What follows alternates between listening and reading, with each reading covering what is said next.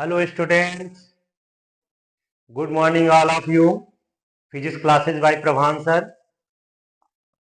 आप सभी का प्रभांस क्लासेज में स्वागत है और आप सभी को बाल दिवस की ढेर सारी शुभकामनाएं।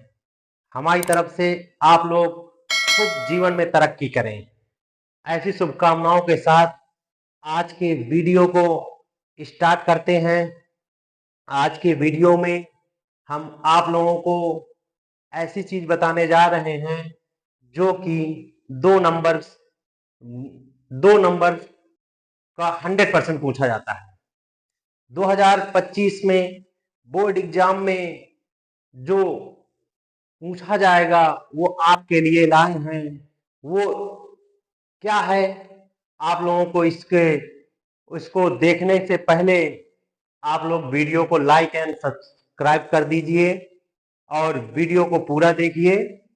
आप लोगों को बताने जा रहे हैं एक ऐसा चैप्टर से संबंधित चीज जो कि 2 नंबर का 100% पूछा जाएगा। वो है क्या? संधारित्र। संधारित्र में आपने पढ़ा होगा एक समांतर प्लेट संधारित्र।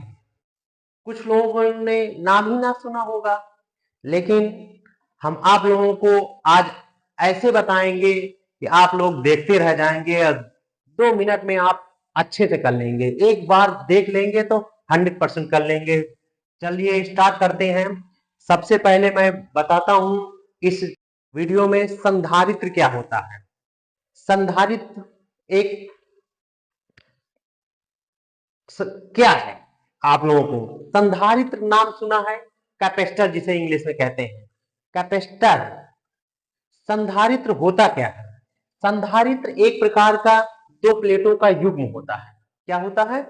संधारित्र 2 प्लेटों का युग्म होता है जिस पर बराबर एवं विपरीत प्रकार के आवेश होते हैं।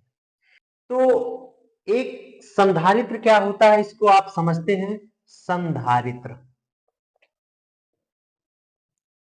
जिसे कहते हैं कैपेसिटर।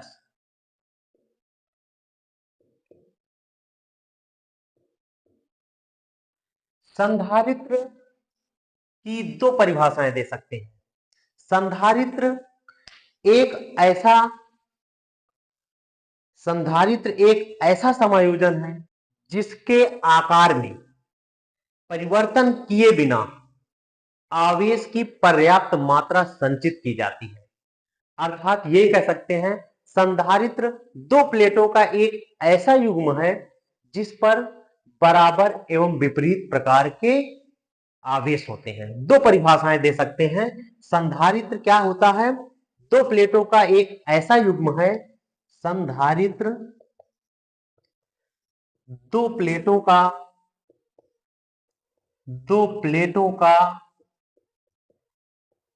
एक ऐसा युग्म है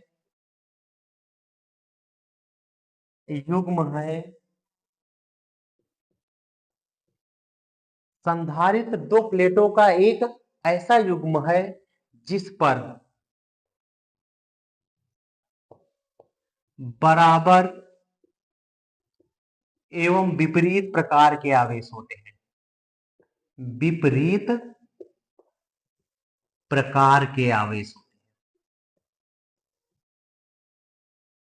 होते हैं।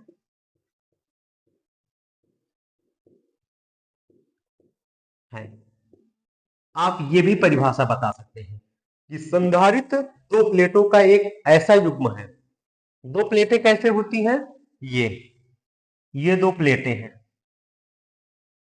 मान लीजिए ये एक एक्स प्लेट है और एक वाई प्लेट है। एक एक्स प्लेट है और दूसरी क्या है? वाई प्लेट है। और जिस पर बराबर इस पर बराबर आवेश, ये पॉजिटिव आवेश कर दिया गया प्लस आवेश, और इस पर क्या कर दिया गया? निगेटिव आवेश कर दिया गया। कहा गया युग्म मतलब जोड़ा, जिस पर बराबर एवं विपरीत प्रकार के आवेश होते हैं, उसी का नाम क्या है? संधारित्र। ये परिभाषा दे सकते हैं। अथवा दूसरी परिभाषा ये कह सकते हैं संधारित्र एक ऐसा समायोजन है, समायोजन का मतलब जोड़ा हुआ। संधारित्र एक ऐसा समायोजन है जिसके आकार में जो होता है चालक है और इस चालक पदार्थ है, तो इनमें आकार में परिवर्तन किए बिना पहले से आवेश की पर्याप्त मात्रा संचित की जाती है, उसे क्या कहते हैं? संधारित्र। संधारित्र एक ऐसा समायोजन है, संधारित्र एक ऐसा समायोजन है, जिसके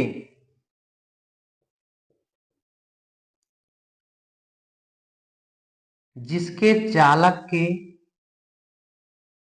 आकार में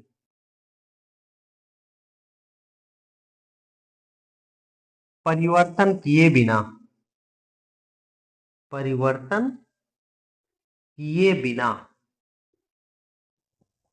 आवेश की पर्याप्त मात्रा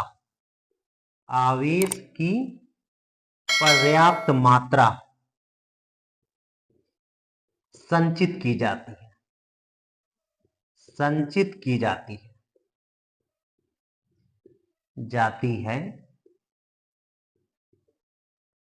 संधारित्र कहलाता है। क्या कहलाता है? की जाती है, संधारित्र कहलाता है। क्या कहलाता है?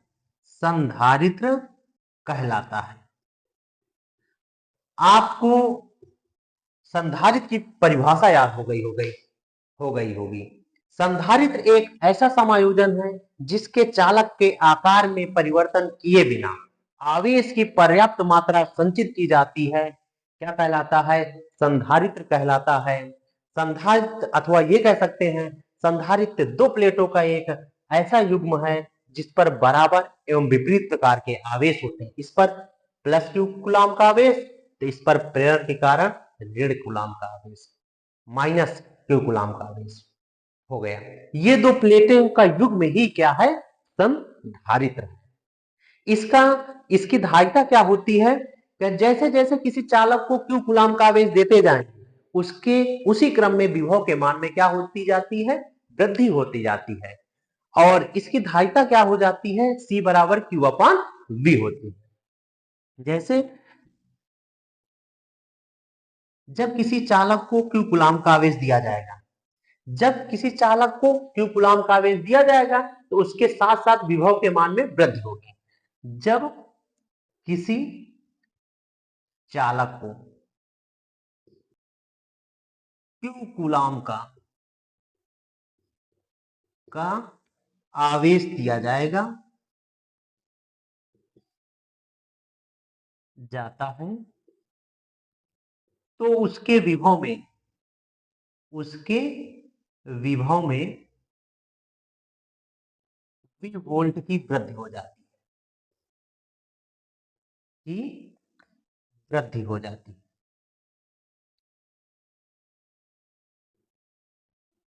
जब V वोल्ट की वृद्धि हो जाती है, तब चालक की धारिता क्या हो जाती है?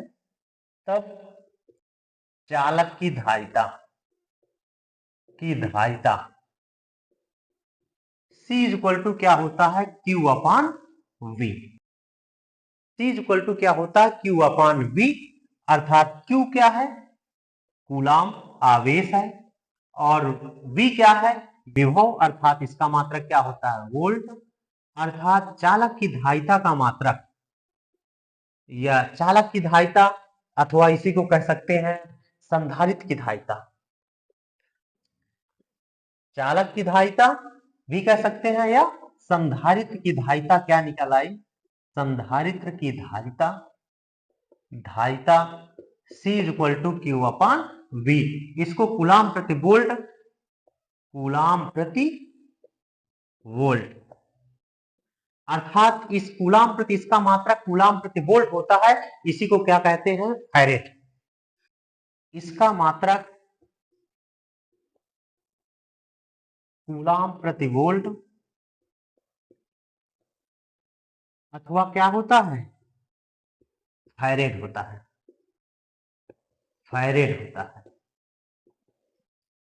ये कह सकते हैं 1 फैरेड बराबर होता है 1 कूलाम प्रति वोल्ट।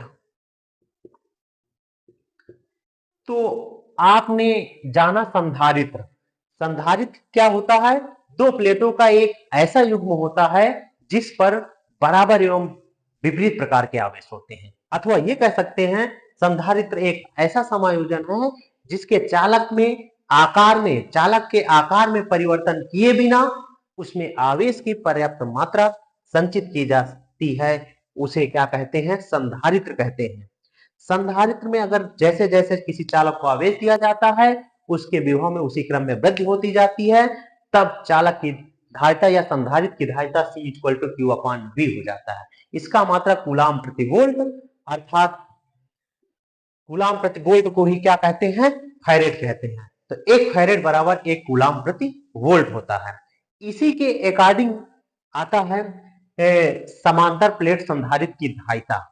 समांतर प्लेट संधारित्र की धारिता होती क्या है, इसको आप समझेंगे, जो कि 2 नंबर का पूछा जाता है। 1 नंबर का क्वेश्चन संधारित्र पूछा जाता है और उसके साथ में 2 नंबर का पूछा जाता है समांतर प्लेट संधारित्र की धारिता।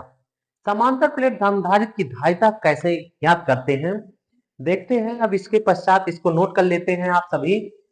अब आती है समांतर प्लेट संधारित्र की धारिता कैसे ज्ञात करते हैं।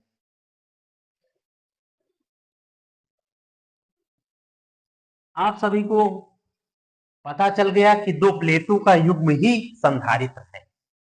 तो संधारित्र में अब संधारित्र के द्वारा ही समांतर प्लेट संधारित्र, तो ये दोनों प्लेटें तो समांतर ही होती हैं।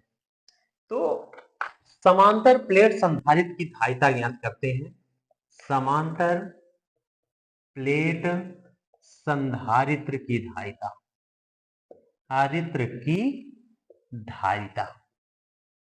ये कैसे ज्ञात करते हैं? माना तो प्लेटें समांतर प्लेटें, मान लिया कि 2 प्लेटें क्या हैं? समांतर प्लेटें। ये मान लिया दोनों प्लेटें हैं, कैसी प्लेटें हैं? समांतर प्लेटें। जब ये 2 समांतर प्लेटें हैं जिनका नाम दे देते हैं X और Y, क्या नाम दिया इनको? X और Y, 2 समांतर प्लेटें, नाम दिया इनका क्या है? X और Y। इसका नाम X है और इसका नाम Y है। माना 2 समांतर प्लेटें, माना 2 समांतर प्लेटें,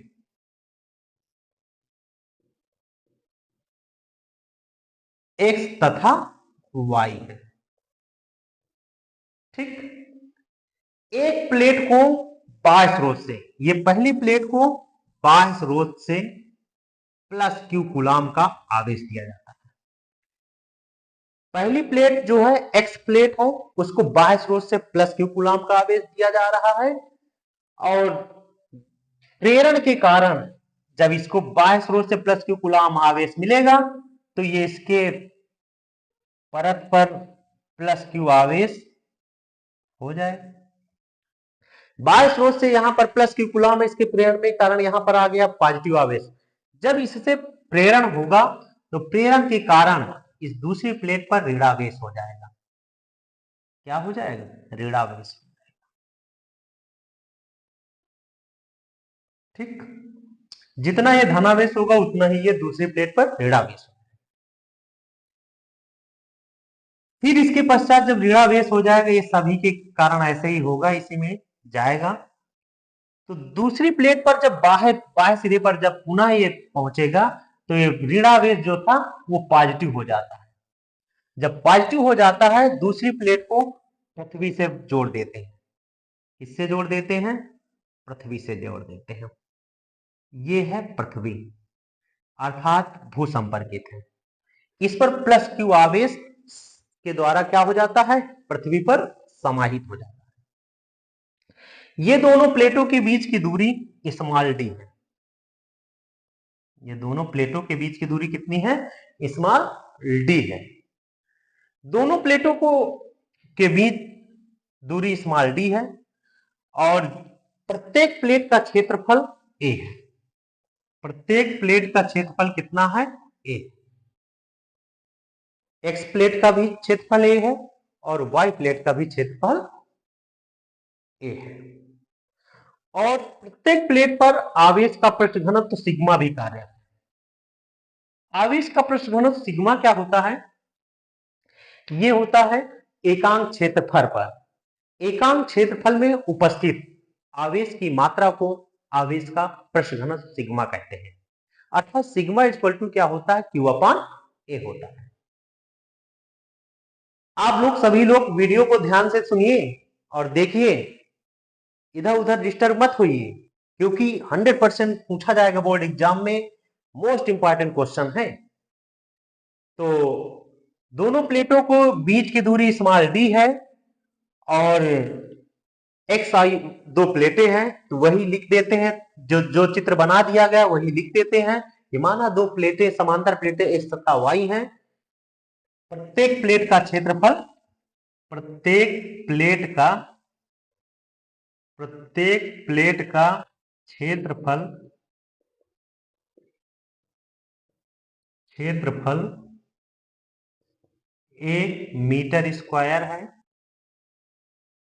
आवेश का पृष्ठ घनत्व सिग्मा है।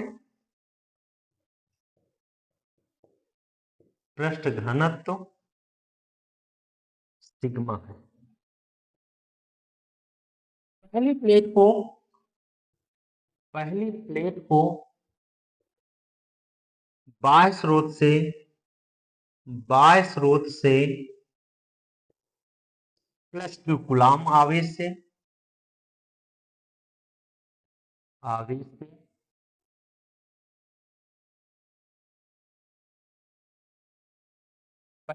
को बाह्य स्रोत से प्लस क्यू कूलाम आवेश दिया जाता है।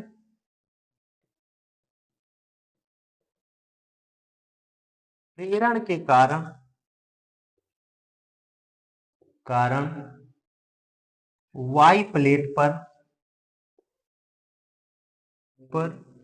ऋण आवेश हो जाता है। प्रेरण के कारण दूसरी प्लेट जो है वाई प्लेट है, उस पर क्या हो जाता है? ऋणावेश हो जाता है। और दूसरी प्लेट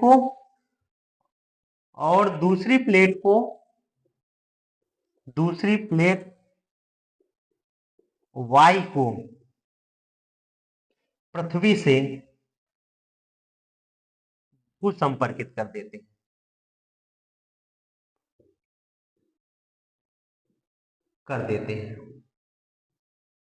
कहने का तात्पर्य जितना भी आवेश होता है वो पृथ्वी पर क्या हो जाता है? समाहित हो जाता है।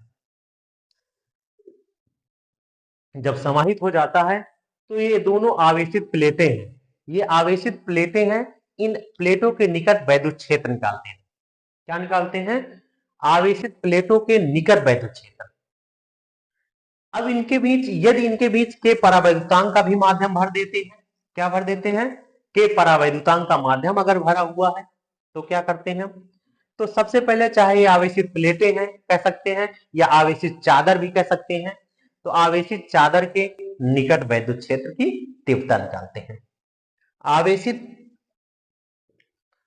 आवेशित चादरों के निकट वैद्युत क्षेत्र, आवेशित चादरों के निकट वैद्युत क्षेत्र E बराबर क्या होगा? Sigma upon epsilon not. इसका फार्मूला क्या होता है? आवेशित चादरों के निकट कहिए चाहे आवेशित दो प्लेटें हैं, उन प्लेटों के निकट वैद्युत क्षेत्र की तीव्रता E बराबर क्या होगा? Sigma upon epsilon not. अब ये सिग्मा अपान एप्सिलॉन नॉट वैद्युत क्षेत्र की तीव्रता है, इसका मात्रक क्या होगा? न्यूटन प्रति कूलाम ही होगा। इसका मात्रक क्या होगा? न्यूटन प्रति कूलाम, क्योंकि ये वैद्युत क्षेत्र की तीव्रता, वैद्युत क्षेत्र की तीव्रता का मात्रक क्या होता है? न्यूटन प्रति कूलाम होता है। क्या होता है? न्यूटन प्रति कूलाम होता है। अब करते क्या है? जब ये केवल आवेशित प्लेटों के निकट वैद्युत क्षेत्र की तीव्रता, जब यहां पर कुछ नहीं है, माध्यम में कुछ नहीं है। यदि दोनों प्लेटों के बीच क्या भरा हुआ के परावैद्युतांक है, यदि दोनों प्लेटों के बीच के परावैद्युतांक है,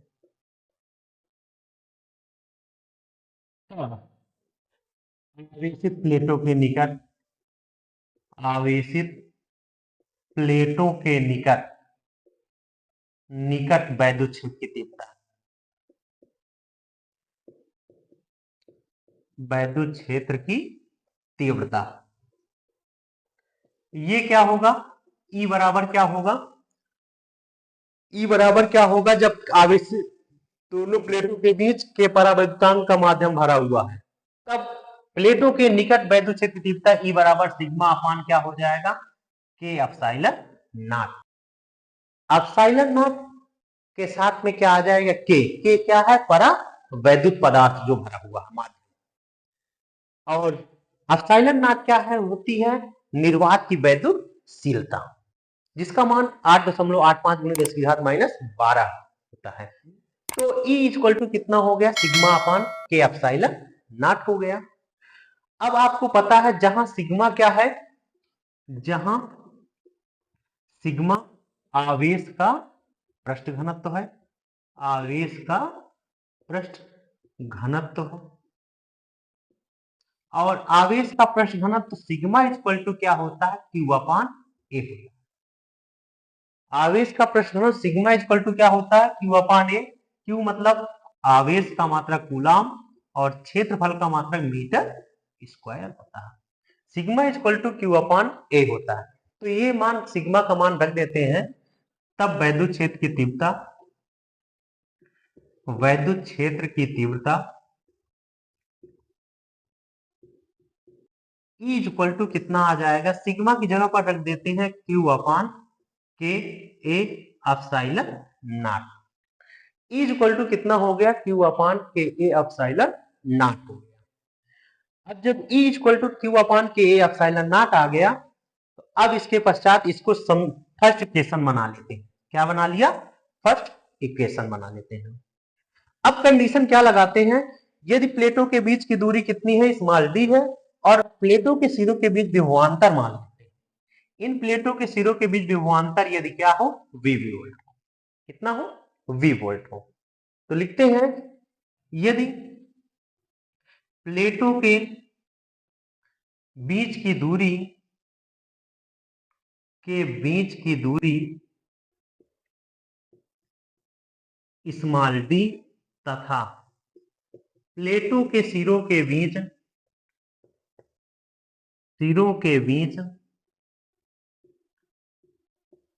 विभवांतर वी वोल्ट हो, तो वैद्युत क्षेत्र की तीव्रता क्या होगी, तब वैद्युत क्षेत्र की तीव्रता क्या होती है, तीव्रता जब पढ़े थे वैद्युत क्षेत्र की तीव्रता और विभवपूर्णता में संबंध ई बराबर क्या होता है, delta minus delta V upon delta x. तो उसी के अकॉर्डिंग ई बराबर क्या होता है, E equal to V upon D होता है, अर्थात इसका मात्रक वोल्ट प्रति मीटर भी होता है, और वोल्ट प्रति मीटर वैद्युत क्षेत्र की तीव्रता का भी मात्रक होता है, और यहां पर न्यूटन प्रति कूलम वोल्ट प्रति मीटर के भी बराबर है। तब ई इक्वल टू कितना आ गया, v अपान डी, अर्थात इसी को हम ये कह सकते हैं, सेकेंड इक्वेशन बना लेते हैं। क्या बना लेते हैं, लिख सकते हैं इसको, हमने केवल सेकेंड इक्वेशन बना लिया। E इक्वल टू कितना आ गया, v अपान डी आ गया। अब दोनों समीकरणों को एक व दो से क्या करते हैं, तुलना करते हैं। एलचेस एलचेस बराबर है, तो आरचेस आरचेस भी बराबर होगा। समीकरण एक व दो से तुलना किया गया, तो एलचेस एलचेस बराबर है, तो आरचेस आरचेस भी बराबर होगा। तो करते क्या है, Q upon K A epsilon naught equal to V upon D हो गया। अब इसको v को इसकी जगह पर भेज देते हैं, तिर्यक गुणा करके ऐसे कर देते हैं। तो तिर्यक गुणा करते हैं तो ये q अपान इसकी जगह पर v आ गया, यहाँ पर q अपान v हो गया, और ये इसकी जगह पर चला गया तो k a एप्सिलॉन नॉट अपान कितना आ गया, d आ गया। अब आपको पता है कि संधारित्र की धारिता क्या होती है, C बराबर क्या होता है, Q अपान V होता है। लिखते हैं चूंकि C इज इक्वल टू क्या होता है, Q अपान V, तब इसकी जगह पर लिख सकते हैं, तब C इज इक्वल टू कितना आ गया, K A epsilon not upon D, अर्थात इतना फैरेड आ गया। कहने का मतलब है यही है समांतर प्लेट संधारित्र की धारिता, C is equal to K A epsilon naught upon D आ गया। अब इसके पश्चात करते क्या है, यदि माध्यम में भरा हुआ है वायु या निर्वात, यदि क्या है वायु या माध्यम में क्या है, यदि माध्यम में वायु या निर्वात है, निर्वात है, तब के बराबर 1 रख देते हैं। तो संधारित्र की धारिता तो C इज इक्वल टू कितना आ जाएगा, ए एप्सिलॉन नॉट अपॉन डी, ये वायु या निर्वात में इसको आप C नॉट से प्रदर्शित कर सकते हैं, इतना फैरेड आ जाएगा। कहने का मतलब है अगर वायु या निर्वात में समांतर प्लेट संधारित्र की धारिता पूछी जाए तो ए एप्सिलॉन नॉट अपॉन डी, या किसी माध्यम के साथ पूछी जाए समांतर प्लेट संधारित्र की धारिता तो C इज इक्वल टू कितना होता है, के A epsilon naught upon D. तो ये हुआ आपका समांतर प्लेट संधारित्र की धारिता का व्यंजक, मोस्ट इंपॉर्टेंट व्यंजक आपको पढ़ाया गया।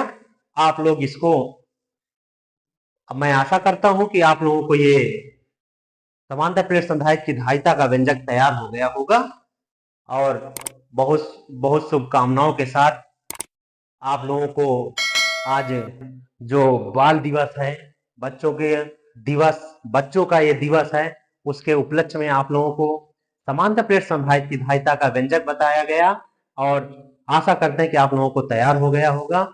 Thanks for watching this video.